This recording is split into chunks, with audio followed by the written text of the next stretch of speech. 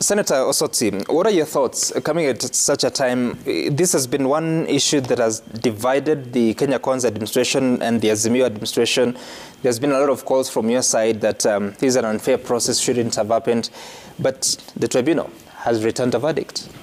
Well, for us in Azimio, I think we are not surprised. We didn't expect a different results from what we, the so-called Mchelule tribunal has given. The whole process is drama. The whole process is choreographed to generate the results that it generated yesterday. And you could see the Ruto was waiting in the wings to issue a gazette notice for the appointment of IBC panel.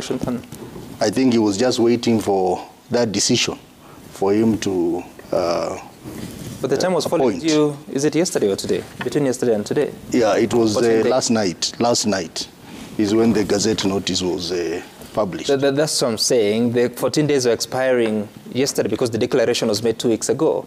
So whether there was a report from the tribunal or not, he needed to gazette that. Yeah, very well, very well. So, but the point is that I think you will be so naive if you expected different results. Those of us who come from Western Kenya know the family link between Mchelule, Chebukati, and Wetangula.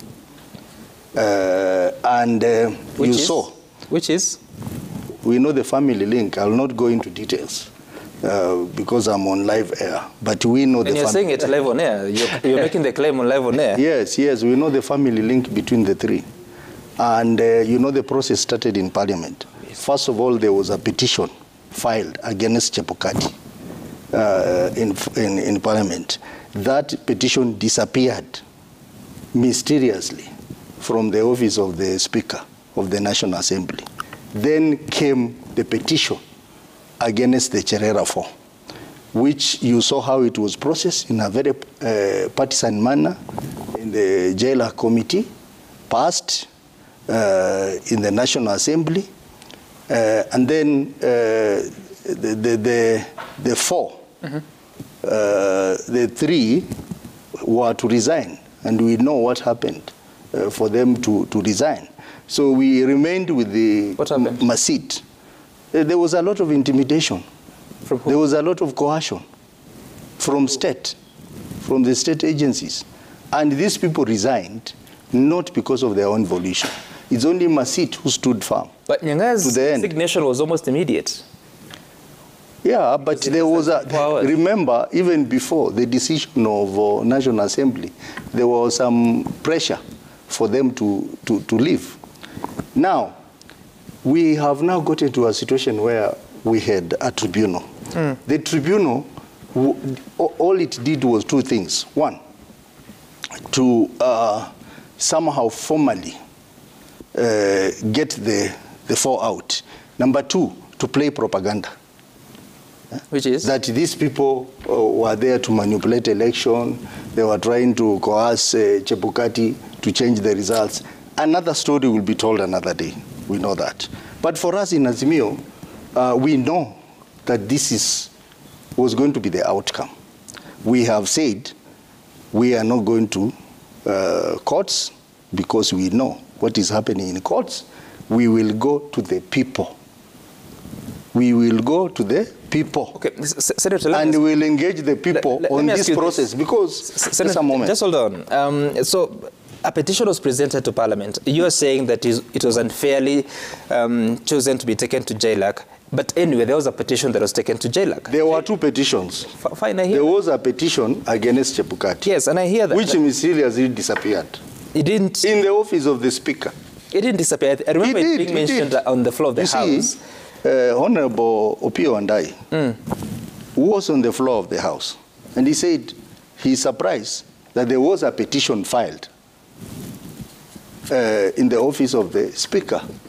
And he demanded to know the status of that petition. And no answer was provided to date.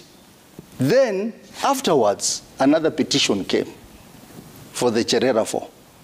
So you can see the drama there. That is what I'm asking. And then the matter was taken to JLAC. You saw the contestation within Just hold on. JLAC. Senator, please listen. So I hear you. Maybe there was bias in choosing which one to take to which committee or to be processed by the committee. But the committee sat, gave an opportunity to the Cherera 4 to come and defend themselves. They did not. Azimio walked out. Remember that? Then it went to the tribunal. Tribunal was formed. The 3 resigned. Masit was given an opportunity to present evidence, to bring witnesses. She did not. Then an outcome has come. When you look at the fair administration of justice, do you see it there? We saw what happened in JLAC. No, I'm asking about the process after that. The process may be right, yes. But the people manning the process, the whole thing around professionalism in running the process is what we are questioning. You saw, I even went to that JLAC meeting as a friend of the committee. And you saw the behavior of the chair of the JLAC committee, Honorable Murugara. They had a decision in mind which they needed to deliver, and they did that. Do you remember how the committee sitting was, the session? Yeah, they sat in Charter Hall. Asking how it was, how? At one point, Azimio MPs walked out because they felt the process was not fair. Okay. And that is allowed. Oh, all right. And you remember even Honorable Raila also attended one of the sittings. What we are saying is that the whole thing was a ploy to remove the 4 and finally install commissioners who are favorable. Okay, all right. Kenya Kwanza side. But we are saying as a solution, we have decided we are going to go to the people because Article 1 of the Constitution. But the people don't directly appoint commissioners. Power in the people. Senator, the people don't directly appoint commissioners. The people appoint commissioners through their representative. And you are saying you're not... But if the representative are not doing the right thing, you go back to the same people and tell them, what do we do? So that they tell you what? What are they supposed to tell you?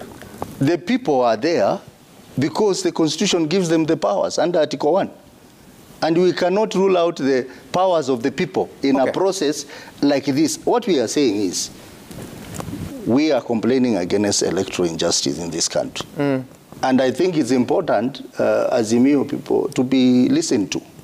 I think it's very, very insensitive for Ruto to proceed with this matter without caring what divergent views are. Okay. What we are saying is that we need to have a balanced commission. I hear you, Senator.